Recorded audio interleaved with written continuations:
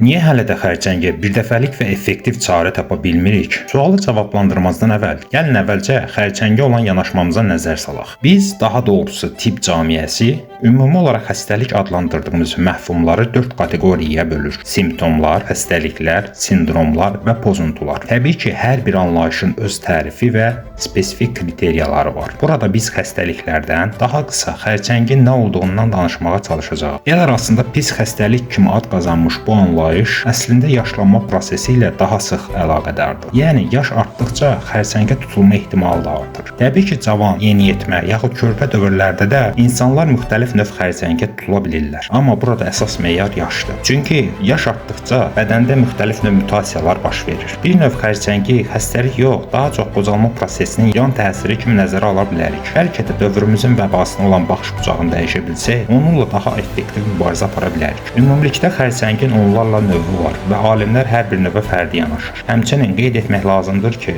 bu fərdi növlərin də öz alt növləri mövcuddur. Xülasə, xərçəngə vahid bir növ və başqa xəstəliklər kimi ümumi yanaşıb məğlub edə bilmərik. Daha spesifik yanaşma və zaman nə vaxtsa çoxumuzun adını belə eşidən də vahiməyə qapıldığı bəlanın həlli ola bilər.